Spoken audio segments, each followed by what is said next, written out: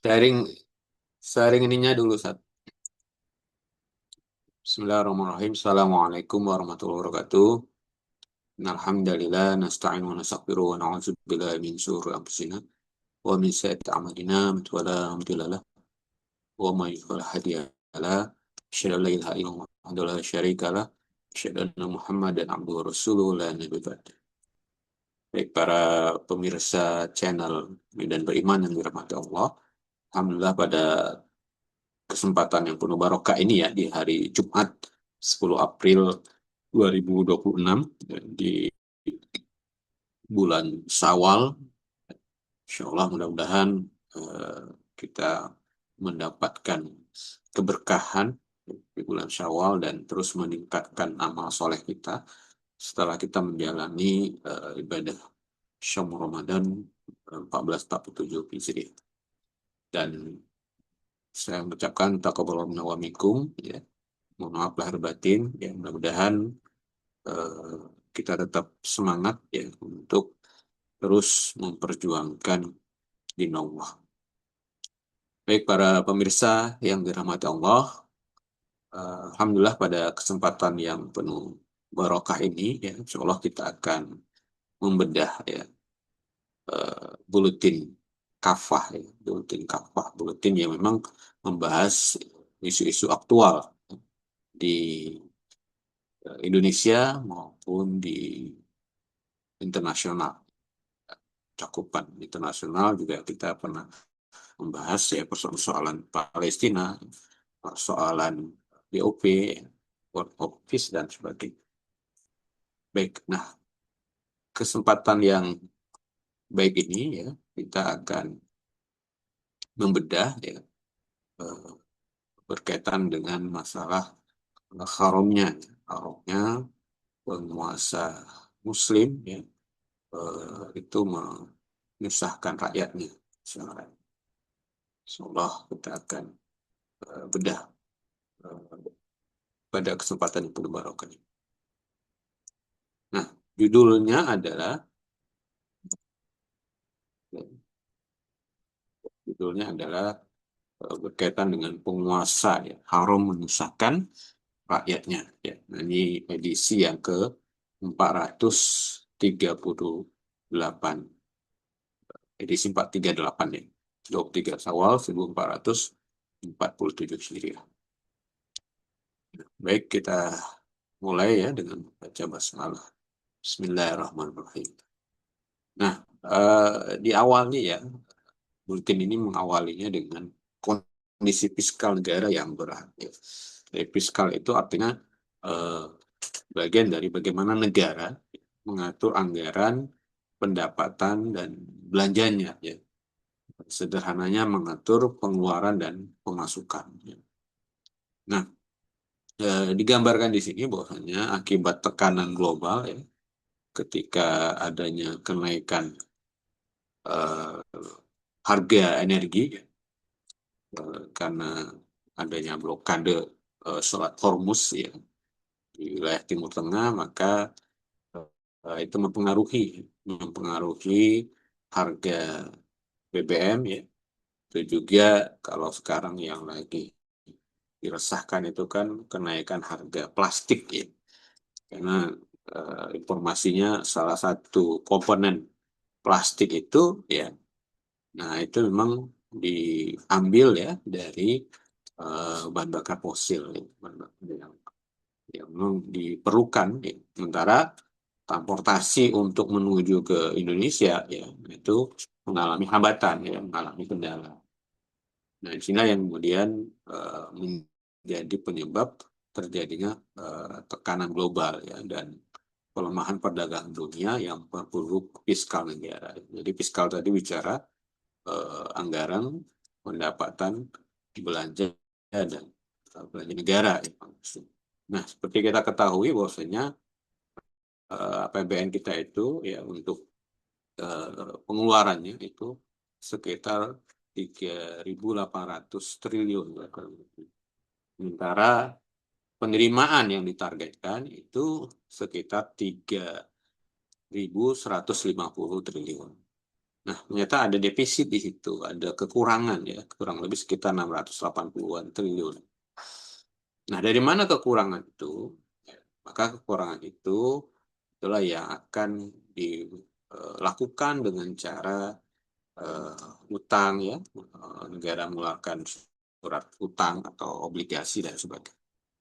Nah, dari nilai pendapatan ya, kalau kita membaca postur ataupun skema pendapatan APBN ya, nah itu kita bisa perhatikan ternyata 85 atau 86% itu diambil ya pendapatan itu dari pajak. Ya, di sekitar 2.500-an ditambah dengan biaya cukainya ya. Kalau di total itu eh, ya mencapai ya 85%. Sementara pendapatan negara bukan pajak ya. Nah, ini dari sumber daya alam, kemudian dari eh, apa namanya dari pendapatan-pendapatan lain ya di luar pajak itu hanya sekitar 14%. Nah ini sangat ironis kalau kita lihat, maka itulah yang menyebabkan kalau digambarkan di sini tekanan ya, atau memperburuk fiskal negara. Kemudian nilai tukar melemah, ya. Bahkan dikatakan ini nilai tukar paling rendah ya, karena hampir 17.000 lebih per dolar ya. Jadi rupiah kita itu dihargai eh, ya satu dolar itu dihargai dengan 17.000 rupiah. Ya. Nah ini sangat-sangat mempengaruhi ya perekonomian di.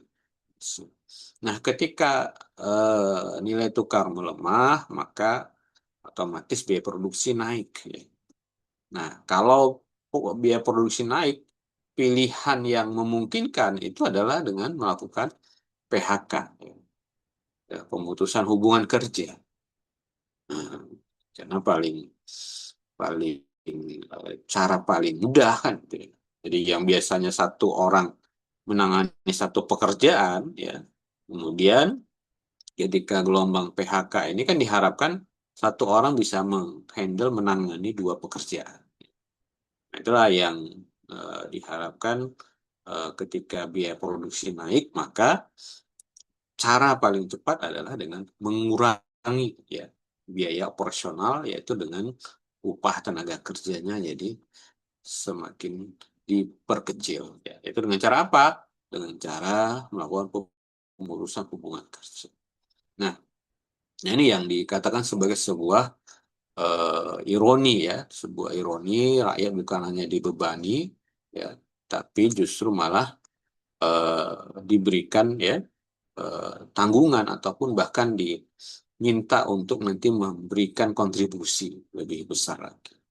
Ya, nah, ini yang kita bisa lihat. Jadi selain dari skema BPJS, subsidi silang yang dikatakan di sini, rakyat ya, ya itu tidak hanya dibebani pajak, tapi juga harus menanggung kebutuhan hidupnya ya, melalui skema BPJS dan subsidi silang tadi. Nah, ini yang fakta-fakta yang disampaikan di dalam Buletin Dakwah Kafah edisi 438. Kemudian eh, kita bandingkan dengan potensi penerimaan negara. Ya, jadi sekali lagi tadi ketika dikatakan kita mengalami yang istilahnya tekanan fiskal. Ya. Nah, fiskal itu ibaratnya kondisi perekonomian kita, penerimaan kita dalam kondisi yang memburuk ya digambarkan begitu.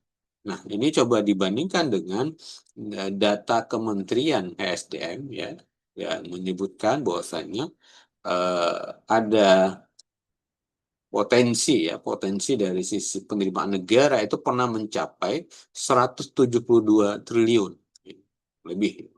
Minerba ya, mineral dan barang tambang itu diprediksi sebagai eh, menghasilkan 170 triliun. Kemudian eh, ada potensi dana umat Islam per tahun diperkirakan oleh Kementerian Agama itu mencapai 1.000 triliun. Nah inilah yang dibidik nanti kan, yang diharapkan itu bisa membantu untuk menutupi defisit APBN negara tadi, APBN Indonesia. Kemudian dari sisi nikel ya digambarkan sini capai 21 juta ton. Batu bara itu sampai 38,8 miliar ton. Nah, ini yang bisa kita lihat justru rakyat makin banyak ya bebannya ya makin banyak pengeluarannya ya karena harus lewat pajak ya. Kita beli barang di apa di minimarket katakanlah itu juga harus mengeluarkan dibebankan pajak kan. Itu juga kita punya kendaraan bermotor, kita juga harus dikenakan pajak. Ya. Nah, kemudian dibandingkan dengan sumber daya alam milik rakyat, nah ini diserahkan pada pihak swasta atau asing. Ya, padahal pendapatan dari sumber daya alam ini bisa mencapai ribuan triliun. Bahkan dikatakan oleh Mahfud MD ya digambarkan itu kalau ini dikelola itu eh, rakyat itu bisa mendapatkan 20 juta per orang. Katakan.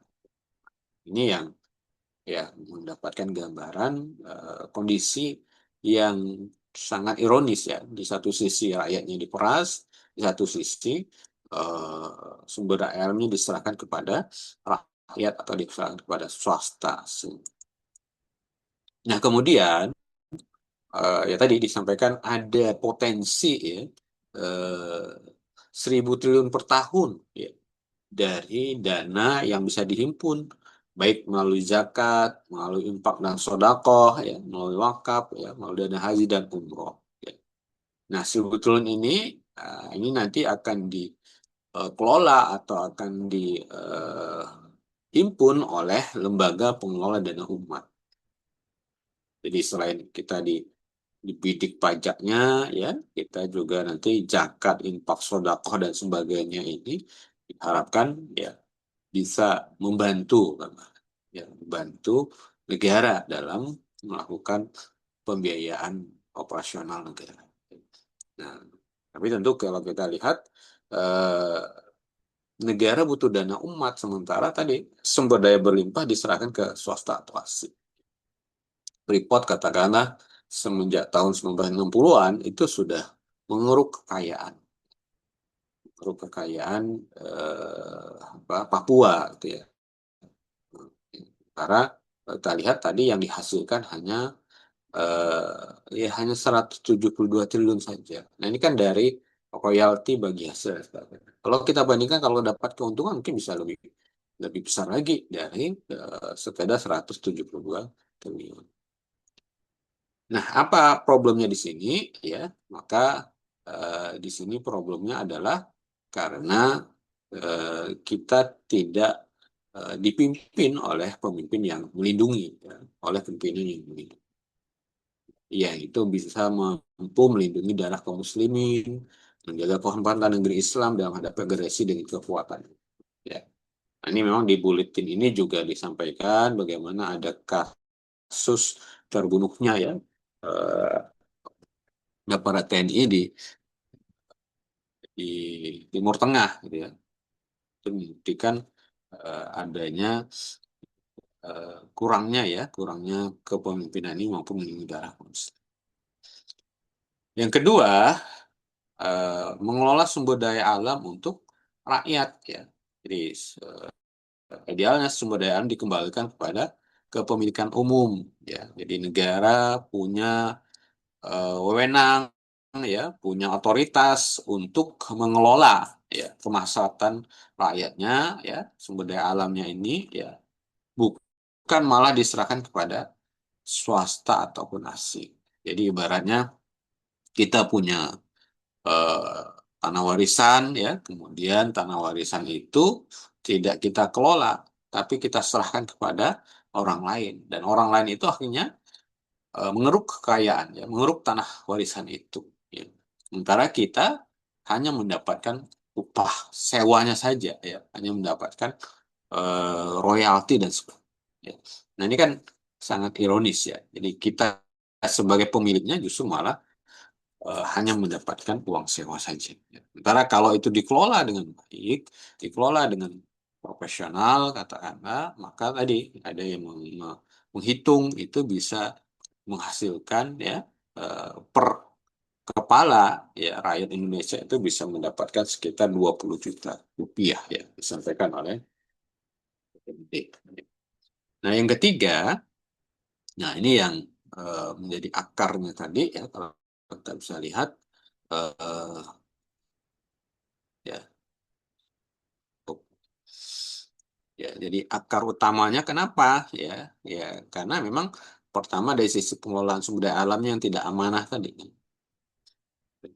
Nah, dari sisi kepemimpinannya itu tidak dipimpin di bawah naungan Khilafah Alami Haji Nubuwah. Jadi bukan soal kebenarannya mamposi, tapi soal kebenaran sistemnya. Jadi kalau di, disampaikan dalam buletin ini, ya katakanlah seperti Khalifah Umar, ya Khalifah Umar bin Khattab itu pernah memikul ya gandum ya untuk dibagikan kepada rakyatnya yang sedang kelaparan. Kemudian membantunya eh, ya menyampaikan bagaimana agar gandum itu biar biar biar saya saja yang memikulnya. Ya. Umar mengatakan ya apakah kamu sanggup nanti memikul apa dosa saya ya memikul amanah yang saya sudah dapatkan ini gitu ya, nanti di akhirat. Gitu. Nah itu begitu pentingnya ya, seorang pemimpin yang amanah ya, sehingga orientasi dia memimpin adalah betul-betul orientasi riayah ya orientasi untuk eh, melayani gitu. Bukan untuk berbisnis bukan untuk berniaga dengan rakyatnya tapi betul-betul berorientasi untuk eh, melayani dikatakan dihadiskan seperti itu ya kulukum ro'in wa kulukum mas'ulun an royatihi ya. Jadi setiap kita itu ya itu adalah pemimpin ya. Dan setiap pemimpin mas'ulun an royatihi ya, yaitu bertanggung jawab terhadap apa yang dipimpinnya, apa yang dilayaninya. Ini menjadi poin penting ketika seorang ingin menjadi kepala negara atau ingin menjadi pejabat negara, maka orientasi utama dia adalah untuk menjadi seorang pelayan umat, ya, bukan menjadi orang yang memeras rakyat, ya, atau pencitraan, ya, atau untuk menjadikan ya kekuasaan itu sebagai ladang dia untuk mengeruk kekayaan pribadi dan sebagainya. Nah, ini yang bisa kita artikan dari sisi aspek amanahnya ya, amanah secara personal. Yang kedua dari sisi sistemnya ya. Nah, sistemnya itu ternyata dikatakan di sini ya, sistemnya itu harus benar. Ya. Nah, dalam konteks berarti semua yang di luar Islam itu berarti tidak benar. Sistem ekonomi di luar Islam berarti sistem ekonomi yang tidak benar. Jadi standar benarnya apa? Standar benarnya harus dikembalikan kepada uh, Allah dan Rasulnya, ya, Al-Quran dan As-Sunnah. Ya. Misal yang kita adopsi sekarang itu adalah ekonomi kapitalisme, ya, yang berdasarkan kepada ribawi, ya. Bahkan digambarkan di dalam postur APBN itu, ya, utang kita ya atau hutang bunganya itu hampir capai 500 triliun lebih. Ya. Jadi kita setiap tahun itu harus memikirkan untuk membayar bunganya, membayar ribanya. Ini luar biasa ya kita bisa lihat aspek ribawi yang itu mempengaruhi perekonomian kita. Ya, ya. Makanya tadi ketika ekonomi kapitalisme itu berorientasi kepada privatisasi, berorientasi kepada swastanisasi. Artinya kepemilikan ya itu ya diberikan kebebasan, ya, diberikan kebebasan, termasuk sumber daya alam, ya, dengan teori apa trickle down effect ya istilahnya. Jadi berharap ketika dibangun infrastruktur atau pengelolaan sumber daya alam di suatu daerah, maka diharapkan masyarakat lokal ataupun rakyat ya sekitarnya itu bisa mendapat tetesan, ya, tetesan kesejahteraan dan sebagainya. Tapi ternyata kalau kita lihat kan tidak sesuai dengan teori idealnya, gitu. Jadi justru seperti tadi, rakyat di Papua itu tetap dalam kondisi miskin gitu ya. Mereka hanya dapatkan remah-remahnya saja ya dalam tambang apa tembaga ataupun emas yang ada di Papua. Nah ini dari sisi amanah individual, ya, jadi seorang pemimpin itu harus berorientasi bagaimana agar jabatan itu adalah sebuah amanah, sehingga dia akan mengedepankan ayahnya, dia akan mengedepankan pelayanannya, bukan mengedepankan kepada kepentingan pribadinya, kepentingan golongannya, katakanlah ya. Tapi berorientasi bagaimana seluruh rakyat itu bisa mendapatkan kesejahteraan. Seluruh rakyat itu bisa terpenuhi kebutuhan pokoknya, ya. Baik mulai dari pangan, ya, papan maupun sandang, ya, itu bisa dipenuhi ya oleh negara. Nah, ini yang menjadi orientasi, ya, sebagai seorang pemimpin yang menerima kepemimpinan sebagai sebuah amanah.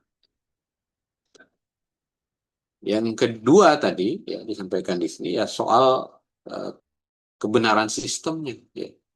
Jadi sistem yang benar itu ya tentu harus dikembalikan, ya, dan sistem yang batil itu harus dimusnahkan.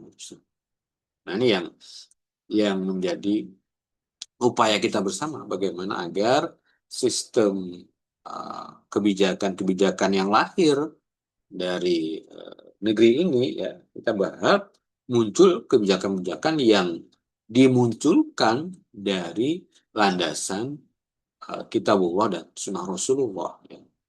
Supaya apa? Ya tadi karena pasti Allah memberikan eh, panduan, ya, memberikan pedoman agar kita bisa menjalani kehidupan, ya, terutama dalam pengelolaan negara, ya, itu adalah berorientasi kepada kesejahteraan ataupun keberkahan. Ya. Jadi bukan semata-mata pertumbuhan ekonomi yang tinggi, tapi kita tidak mendapatkan keberkahan. Jadi dua-duanya ini diharapkan bisa. Begitu juga ada sistem pidananya, ya kan, dikembalikan ke dalam sistem pidana Islam. Ya. Catatan kita bisa melihat selain pengelolaan SDA yang diserah pada asing, ya, di sisi lain ya korupsi ya itu juga sangat merajalela. Jadi banyak pejabat-pejabat negara ya maupun pejabat daerah yang itu memanfaatkan ya memanfaatkan jabatannya, untuk mengeruk kekayaan, ya, dari rakyat. Nah ini yang bisa kita lihat dari aspek problem-problem yang kita hadapi, ya, jadi mulai dari sistem ekonominya, mulai dari sistem sanksi atau sistem pidananya, ya, ini harus dikembalikan ke dalam syariat Islam, dikembalikan kepada aturan-aturan. Itu juga sistem pendidikan, ya kan? Nah, ini juga harus diatur bagaimana agar porsi biaya untuk infrastruktur pendidikan itu harusnya lebih besar, ya, sesuai dengan targetnya sebagai kebutuhan pokok, ya, sebagai kebutuhan pokok masyarakat, ya, hajatul asasiyah masyarakat itu, ya, ada pendidikan dan ada kesehatan dan ada keamanan. Nah ini harusnya ini menjadi orientasi utama negara bagaimana agar pendidikan itu bisa diutamakan. Kalau kita lihat posturnya kan beratnya ke apa, ke dapur MBG, ya kawan. Presentasinya terbesar justru malah di eh, dapur MBG karena bergizi gratis.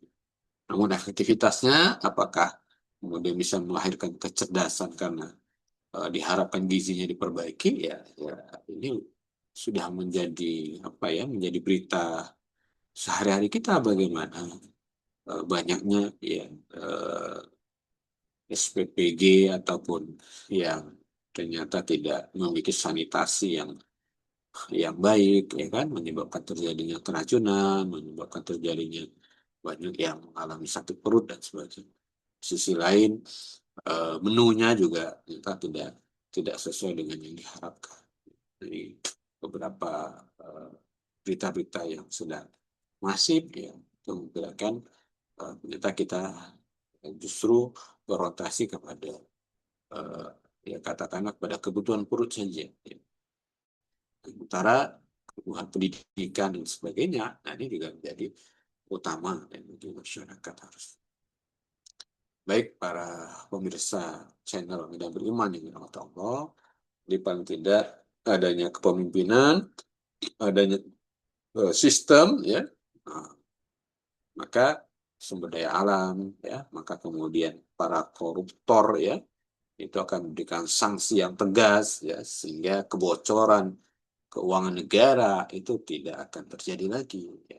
Dan minimal diperkecil ya upaya-upaya para koruptor itu untuk melakukan korupsi, ya kan itu, atau melakukan tindakan-tindakan yang berupaya untuk mendapatkan kekayaan gelapnya. Ya. Nah ini yang menjadi orientasi kita. Jadi cuma hanya dua ini sebetulnya yang menjadi tanggung jawab kita. Bagaimana agar kita punya kepemimpinan Islam yang kuat dan independen, atau dalam konteks ini berarti kepemimpinan yang amanah. Yang kedua berarti kita harus memiliki sistem yang benar. Jadi dengan dua ini maka penguasa ataupun pemerintah ya, nah itu tidak akan menzolimi rakyatnya, tidak akan menganiaya rakyatnya. Ya, ya bentuk-bentuk penganiayaan itu salah satunya tadi dengan banyaknya pungutan-pungutan yang harus dikeluarkan ya, harus dibebankan kepada rakyat. Kenapa? Karena negara dalam kondisi tekanan fiskal tadi, negara dalam kondisi eh, keadaan ekonominya itu memburuk ya. Keuangan negaranya dalam kondisi memburuk karena pendapatannya itu lebih kecil daripada eh, pengeluarannya. Jadi, tadi pengeluaran digambarkan hampir 3.800 triliun, sementara pendapatan kita hanya 3.150 triliun. Otomatis di sini ada defisit, ya, otomatis di sini ada kekurangan yang harus eh, ditutupi ya dari keuangan negara. Nah, bagaimana menutupinya ya tadi dengan mengeluarkan surat utang negara, dengan juga tadi adanya ide apa tadi pembentukan pengelolaan dana umat ya. Kemudian begitu juga tadi hampir 86% sumber pendapatan negara itu ya bersumber dari pajak. Otomatis rakyat lagi yang terbebani. Ya. Mau tidak mau ya ketika kita bangun rumah kita harus kena pajak bumi dan bangunan. Ketika kita mau membeli barang-barang kebutuhan sehari-hari ya di minimarket dan sebagainya, nah itu juga harus dikenakan pajak. Ya. Nah, ini yang bisa kita. Ketika kita parkir kendaraan bermotor kita juga harus kena retribusi, ya kena biaya dan sebagainya. Nah, ini yang jadi poin utama kita kalau kita ingin mengembalikan bagaimana agar penguasa atau pemerintah ini tidak menzolimi rakyatnya, tidak menganiaya rakyatnya, maka kita kembalikan ya kepemimpinan ini kepada kepemimpinan Islam yang kuat dan independen, ya dengan ditopang oleh sistem yang benar. Ya. Dan terutama tidak kalah pentingnya adalah pemimpin yang aman. Ya. Nah ini, ya, di hikmah buletin ini disampaikan ada hadis yang menyebutkan ya Allahumma man waliya min amri ummati syai'a ya fasaqqan alaihim fasquf alaih. Ya. Jadi ya Allah ya siapa yang dia dari mengurusi umatku ini ya syai'an fasaqqa ya maka eh, ia mempersulit ya, ya alaihim mempersulit mereka, mempersulit umatnya, mempersulit rakyatnya, fasquf alaih ya maka persulitlah ya maka susahkanlah nah, ini, ya. Susahkanlah atas mereka atas dia yang menyusahkan atau memberikan waman waliya min amri ummati syai'an rafaqa bihim ya. Dan barang siapa yang kemudian dari pemimpin umat itu dia melakukan kebaikan ya kepada umat tersebut, maka farhuk bihi, ya, maka perlakuan dia dengan baik. Jadi ini doa Rasulullah ya, bahwasanya kalau pemimpin yang menyusahkan rakyat itu, maka Rasulullah mendoakan ya, mendoakan dalam kesusahan, mendoakan dalam kesulitan ya. Dan siapa yang kemudian memimpin ya dengan memberikan kemudahan, berlaku baik, maka Rasul mendoakan supaya Allah memperlakukan dia dengan baik. Jadi di sini sekali lagi digambarkan pemimpin yang menyusahkan rakyat itu akan menanggung akibatnya.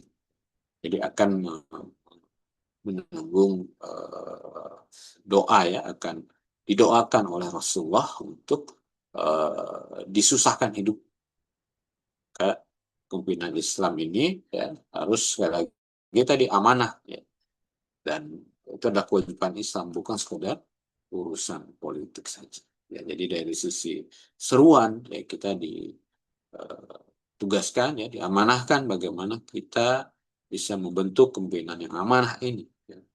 Bagaimana agar semua aturan-aturan Islam itu bisa kembali diterapkan ya, agar ya, sumber daya alamnya dikembalikan, dikelola oleh negara, sistem ribawi ya, itu juga bisa dihilangkan dan sebagainya. Ya tentu kita rindu sebagaimana kepemimpinan di bawah kepemimpinannya Umar bin Abdul Aziz, yaitu ketika di bawah kepemimpinan beliau ya, selain beliaunya ya sebagai pemimpin juga amanah gitu ya, beliau sangat hati-hati kepada mana yang menjadi harta negara, mana yang menjadi harta pribadi. Itu juga beliau sangat memperhatikan ya bagaimana agar rakyatnya itu hidup dalam kondisi sejahtera. Sehingga petugas zakat pada saat itu kesulitan ya untuk mendistribusikan zakatnya ya, karena status mustahiknya itu hampir tidak ada gitu. Jadi sangat sulit mencari orang-orang yang berhak menerima zakat.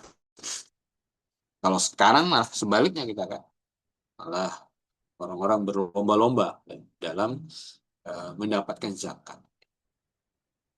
Bahkan petugas zakatnya itu sering digibahi ya, diceritai ya.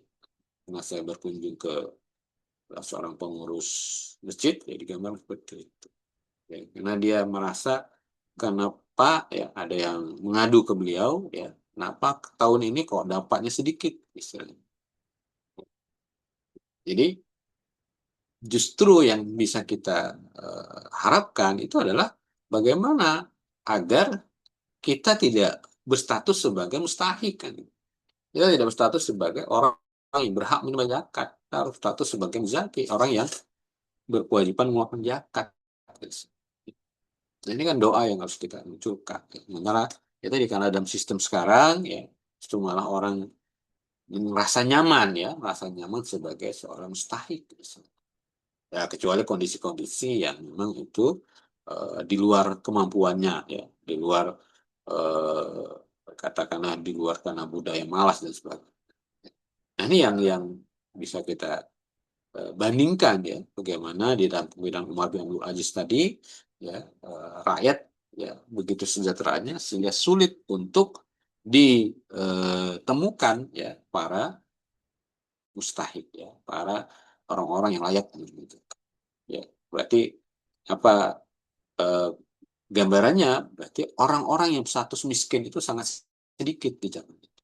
Orang-orang yang status fakir sangat sedikit di zaman. Ya. Sehingga sangat kesulitan. Ya.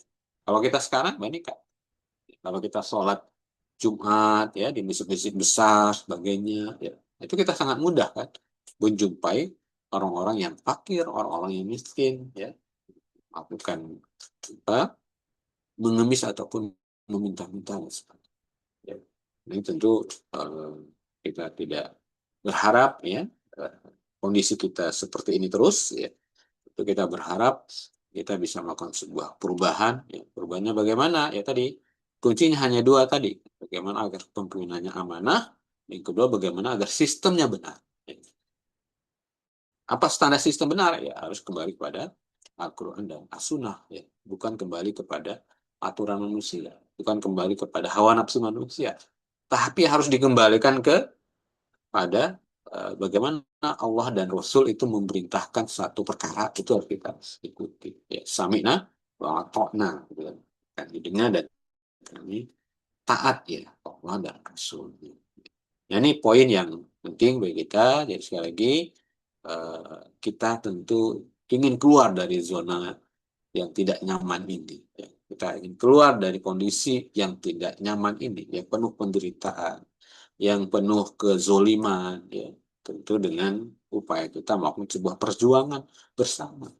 Perjuangan bersamanya bagaimana agar kehidupan Islam itu bisa kita wujudkan kembali. Dengan cara apa? Ya, dakwah, ya. Dengan cara bagaimana kita senantiasa mengajak orang lain. Khususnya mereka sekarang dalam kondisi hidup dalam sistem yang bukan sesuai aturan Allah dan Rasul. Ya, mengembalikan itu ya kita upayakan untuk senantiasa mengajak umat, menyadarkan umat. Tentu perlu proses, tentu perlu kesabaran, dan juga perlu keistiqomahan bagi kita untuk menjalaninya. Dan kita termasuk, ya, dari orang-orang yang senantiasa istiqomah untuk berjuang di jalan. Baik, nah ini ada juga di dalam buletin tersebut menggambarkan ya tadi ya, ada proyek Indonesia yang gugur, maka solusinya apa ya? Masalahnya sekarang sudah keluar, Indonesia ini harusnya keluar dari BOP, Board of Peace, ya. Nah, di sini digambarkan ada 3 prajurit Indonesia yang melakukan misi PBB di Lebanon, ya, ternyata diserang, ya, sangat gugur, ya. Itu membuktikan BOP itu tak bermanfaat, ya. Jadi bukan malah memperkuat lagi sistem yang zalim, ya. Jadi justru malah memperkuat eh, sistem yang zalim itu. Jadi itu gambar. Kemudian, nah sekarang harus keluar, ya. Dan kita harus bergabung dalam barisan perjuangan melawan kezaliman global bersama negeri-negeri Islam. Nah ini yang disebutkan dalam buletin Kafah edisi 428 Hijriah. Baik para pemirsa channel Medan Beriman yang dirahmati Allah, demikian yang bisa saya sampaikan, ya, terkait dengan uh, terkait dengan bedah buletin Kafah edisi 438 ini, ya, yang bicara seputar, ya, haramnya pemerintah itu melakukan penganiayaan, ya, atau melakukan upaya untuk meningkatkan penderitaan umat, ya. Nah, justru malah bukan mengurangi, ya, keresahan dan penderitaan, justru malah menambah, ya kan, dengan adanya tekanan pajak, ya, dengan adanya upaya-upaya untuk menarik dana-dana dari umat, ya. Jadi tentu kita berharap, ya, negeri kita ini menjadi negeri yang balda thayyibah, ya, negeri yang baik, ya, robun ghafur, ya, negeri yang dipenuhi dengan ampunan dari Allah Subhanahu wa Ta'ala. Bagaimana caranya? Ya tadi kita kembalikan kehidupan kita ini, ya, dengan kehidupan Islam, ya, diatur dengan aturan-aturan Allah, ya. Dan disumberkan juga aturan itu dari hadis Rasulullah. Insya Allah dengan kembali kita kepada aturan-aturan Allah, maka keberkahan, ya, yang kita harapkan, keberkahan yang kita inginkan, itu bisa kita peroleh.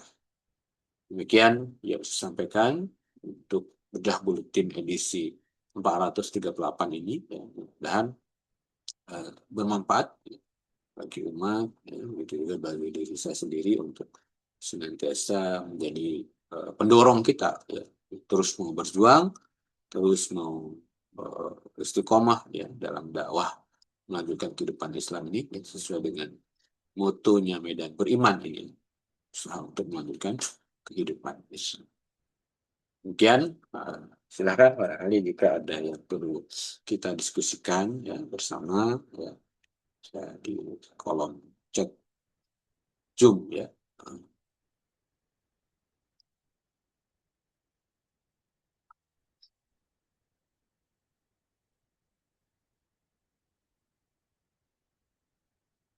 Ya, kalau tidak ada, eh, kita cukupkan lah ya pertemuan kita pada kesempatan Jumat Barokah ini. Tentu dengan tadi, dengan kesimpulan, eh, kita akan senantiasa dalam kondisi yang penuh dengan penderitaan, kezaliman, ya, ketika kita jauh dari Islam. Ya. Ketika pemimpinnya itu tidak amanah, ya. Ketika sistemnya itu sistem yang tidak benar, ya. Itu tidak bersumberkan dari Al-Quran dan As-Sunnah. Ya. Maka yang kita akan alami tentu adalah bentuk-bentuk kezaliman, bentuk-bentuk penyusahan rakyat dan sebagainya. Dan mari sama-sama kita berjuang untuk membentuk suatu kepemimpinan yang ideal, yang mandiri, yang kuat, ya, yang berdasarkan kepada amanah, ya. Jadi jabatan ada amanah. Kemudian yang kedua, mari sama-sama kita berupaya untuk memperjuangkan sebuah sistem yang benar, ya, sistem yang pernah dicontohkan oleh Rasulullah SAW, baik dalam pemerintahan, ya, Islam punya konsep, begitu juga dalam ekonomi, ya, Islam juga punya uh, aturan, ya, sistem pidana, ya, pendidikan. Insya Allah, terus upaya kita untuk mendakwahkan kepemimpinan yang amanah, yang kedua dengan sistem yang benar, Insya Allah balda Thaibah tadi akan kita lakukan bersama. Demikian kita cukupkan pertemuan kita pada sore ini dengan hamdalah. Alhamdulillahirabbil alamin. Istighfar, astagfirullahaladzim, dan doa kepada majlis. Subhanallah wa bihamdika asyhadu la ilaha illa anta astaghfiruka wa atubu ilaik. Bila hidayah. Assalamualaikum warahmatullahi wabarakatuh. Waalaikumsalam.